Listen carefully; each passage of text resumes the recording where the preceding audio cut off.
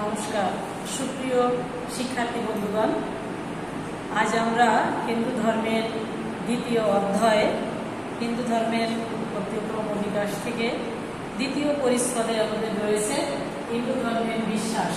এই হিন্দু ধর্মের বিশ্বাসে পাঠ 5-এ রয়েছে চতুরাশ্রম। আজ এই চতুরাশ্রম নিয়ে আলোচনা করব তোমাদের সাথে। আমরা বই খাতা কলম সাথে নিয়ে মিলাই পড়ার চেষ্টা করবে। হিন্দু ধর্মে দুইটি দিক প্রত্যক্ষ করা যায়, একটি হচ্ছে ব্যবহারিক আর অন্যটি হচ্ছে পারমার্থিক। এই ব্যবহারিক জীবনে কর্মকাণ্ডের মধ্য দিয়ে আধ্যাত্মিক জীবনের উন্নয়নের লক্ষ্য অব্যাহত থাকে। ধর্মের সংজ্ঞা দিতে গিয়ে শাস্ত্রে বলা হয়েছে যা থেকে অভ্যুদয় এবং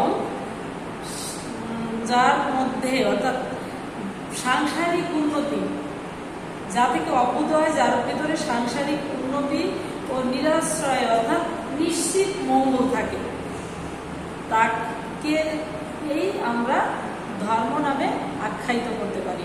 তাহলে দেখা যাচ্ছে হিন্দু ধর্মের ঋষিগণ মানব জীবনের বিকশিত সার্থক করে তোলার জন্য চেষ্টা করেছিল, আর তাই এই চতুরাশ্রমের বর্ণনা করেছিলেন যে সমগ্র জীবনটাকে শতবর্ষে ধরা হয়েছে।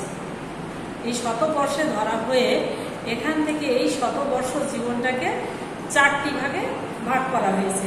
সেই 4টি ভাগকে বলা হয়েছে চতুর আশ্রম। চতুর আশ্রম কি?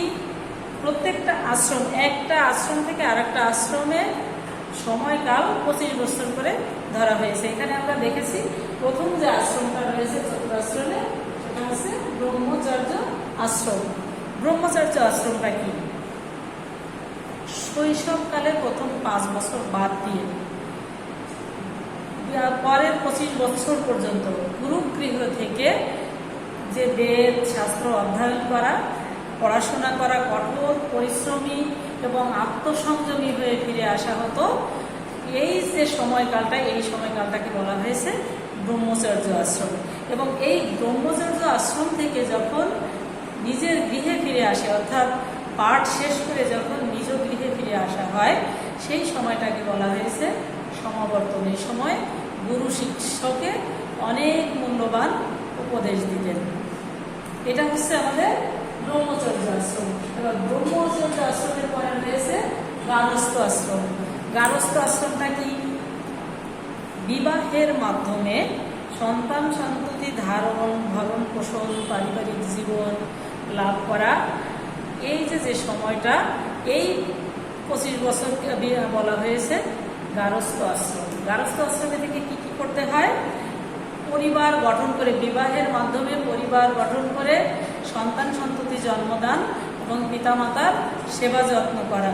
এটাকে আবার এই গারস্থ আশ্রমটাকে 5টি যজ্ঞ করতে হয়। যে 5টি যজ্ঞর 5টি ভাগ করে দেওয়া আছে। সেই 5টি যজ্ঞ কি কি? প্রথমে রয়েছে গিরি যজ্ঞ। 5টি যজ্ঞের প্রথম যজ্ঞটা হচ্ছে পিতৃযজ্ঞ। যেমন সংসারে প্রথম 5টি আমরা বছর বাল্য বা শৈশবকাল কাটে, তারপরে চলে যাই কোথায়? ব্রহ্মচর্য। এই ব্রহ্মচর্য আশ্রমটা বর্তমান সময়ে আমাদের এই যে ছাত্র জীবন, এটাকে বলা হয়েছে ব্রহ্মচর্য। এই ছাত্র জীবনে পিতামাতা সন্তানের ভরণ পোষণ করে থাকে। তদ্রূপ গারস্থ আশ্রমে এসে পিতামাতার দেখাশোনা করা, তাদের সেবা যত্ন করা, এই যে কাজটি, এটাকেই বলা হয়েছে পিতৃযজ্ঞ। তো পিতৃযজ্ঞের পরে রয়েছে আমাদের দৈবযজ্ঞ। এই দৈবযজ্ঞটা কি? মানব জীবন ধারণের জন্য প্রকৃতির কাছ থেকে কিছু দান গ্রহণ করা হয়। সেই এই প্রকৃতির কাছ থেকে আমরা যে দান পাই, সেই প্রকৃতির কাছে ভোগ বস্তু পেয়ে থাকি, তাকে প্রকৃতির যে সেবা যত্ন করাটা, সেইটাকে বলা হয়েছে দৈবযজ্ঞ। দৈবযজ্ঞর পরে রয়েছে আমাদের ভূতযজ্ঞ। এই ভূতযজ্ঞটা কি? ভূতযজ্ঞ হচ্ছে পাখি সহ অন্যান্য যে জীবজন্তু আছে তাদের সেবা করা। যেমন আমরা বাস করি, আমাদের পরিবারের পাশে আশেপাশে কিছু গৃহপালিত পশু আছে, পাখি আছে, তাছাড়াও অনেক পশু পাখি আছে যাদের খাদ্য, আহার এবং বাসস্থানের ব্যবস্থা আমরা নানা উপায় করে থাকতে পারি। এই যে তাদের সেবা যত্ন করা, এইটাকে বলা হয়েছে হচ্ছে ভূতযজ্ঞ। ভূতযজ্ঞের পরে নিরীযজ্ঞ। এই নিরীযজ্ঞটা কি? নিরীযজ্ঞ হচ্ছে অতিথি সেবা, অতিথি নারায়ণ স্বরূপ। অতিথি প্রত্যেকটা পরিবারের সাথে, প্রত্যেকটা পরিবারের যে মিল থাকে, আত্মীয় স্বজন থাকে, এক পরিবার থেকে অন্য পরিবারে যে আত্মীয় স্বজনের আসা যাওয়া, এই যে তাদেরকে সেবা যত্ন করা, একে অপরের বিপদে আপদে তাদের পাশে থাকা, এই যে কাজগুলো করতে হয়, এটাকে বলা হয় নিরীযজ্ঞ। নিরীযজ্ঞের পরে কি রয়েছে দেখো, নিরীযজ্ঞের পরে আছে সর্বশেষ ঋষিযজ্ঞ। এই ঋষিযজ্ঞটা কি? এই ঋষিযজ্ঞ হচ্ছে প্রাচীনকালে মুনি ঋষিরা আমাদের জন্য অনেক বেদ শাস্ত্র অধ্যয়ন করা এবং আমাদের যে জ্ঞান উপদেশ দেওয়া, বিভিন্ন ধরনের শাস্ত্রীয় যে পাঠ্যাদি রয়েছে, এগুলো আমাদের পাঠ করতে হবে।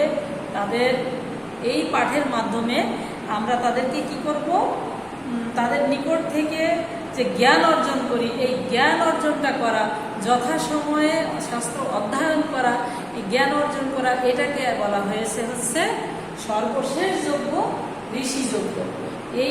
এইটা যখন আমরা অধ্যাপনা করব, প্রাচীন ঋষিরা কি করেছে, নিজেদের জীবনের সংসারের ভোগ বস্তু সবকিছু ত্যাগ করে রেখে এই শাস্ত্র অধ্যয়ন করে আমাদের জন্য এই যে উপদেশ বাণী প্রচার করে গেছেন, যা আমরা বাস্তব জীবনে কাজে লাগাতে পারি। এই অধ্যাপনার মাধ্যমে আমরা ঋষিযজ্ঞ পালন করতে পারি। এছাড়া মানুষ সমাজবদ্ধ জীব, জীবনের প্রয়োজনে অনেক দ্রব্যই সমাজের নিকট থেকে গ্রহণ করতে হয়। মানুষের দৈনন্দিন চাহিদা পণ্য, যেমন খাদ্য, বস্তু, চিকিৎসা, বাসস্থান, এই যে 5টি মৌলিক যে দাঁড়িয়ে রয়েছে, এগুলো লোকের নিকট থেকে পেয়ে সামাজিক চাহিদা পূরণ করতে হয়।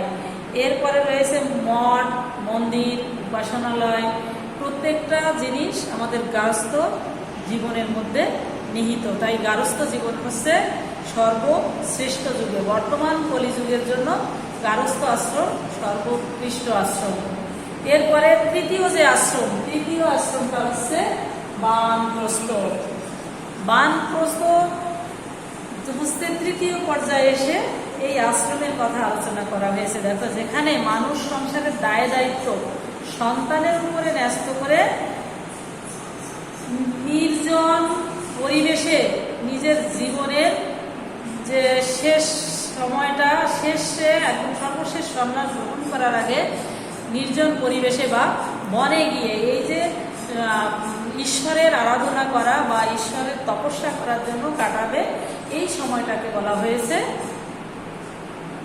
বানপ্রস্থ আশ্রম। বানপ্রস্থ আশ্রম হচ্ছে 75 বছর বয়স যখন চলবে, তখন আমাদের এই বানপ্রস্থ জীবন কাটাতে হবে। এখানে একজন পুরুষ তার সঙ্গী স্ত্রীর সাথে থাকতে পারেন, তবে তাদের জীবনে সংযম, ত্যাগ, নির্লোভ আচরণের বিধান থাকবে। বানপ্রস্থে বনে যাওয়ার বিধান থাকলেও সভ্যতার অগ্রগতিতে বর্তমান এই যুগে এসে এটি আর সম্ভব নয়। বিধায় কি করা হয়, ধর্মীয় প্রতিষ্ঠানে গিয়ে জীবনযাপন করতে হয়। সংসারের সকল দায়ভার উপযুক্ত পুত্রের হাতে ন্যস্ত করে দিয়ে এই কাজটি করতে হয়। এটা হচ্ছে আমাদের চতুরাশ্রমে তৃতীয় আশ্রম। সর্বশেষ যে আশ্রম, সন্ন্যাস। সমগ্র জীবনে চতুর্থ পর্যায়ে এসে সন্ন্যাস গ্রহণ করতে হয়। এ সময় 75 থেকে 100 বছর বয়সের মধ্যে এই ধরনের শাস্ত্রীয় নির্দেশ রয়েছে। সন্ন্যাস শব্দের অর্থ হচ্ছে সম্পূর্ণরূপে ত্যাগ করা, অর্থাৎ এই জীবনের ভোগ বস্তু, চাহিদা যা কিছু আছে, অর্থ সম্পদ, সব কিছু ত্যাগ করে দিয়ে সন্ন্যাস গ্রহণ করতে হবে। কোথায়? বনে গিয়ে। এইটাকে বলা হয়েছে সন্ন্যাস। কিন্তু আমাদের এই বর্তমান সভ্যতার যুগে সন্ন্যাস গ্রহণ নাই বললেই চলে আধুনিক এই যুগে আমরা এটা।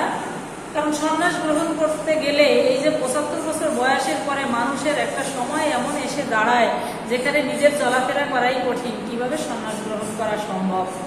তো এখানে সন্ন্যাস গ্রহণ করলে কি হয়, দেখো একটা কথা সুন্দরভাবে বলা হয়েছে, অতীত জীবনের স্মৃতি সব পরিহার করে এক মনে এক ধ্যানে ঈশ্বর চিন্তায় নিয়োজিত থাকবেন।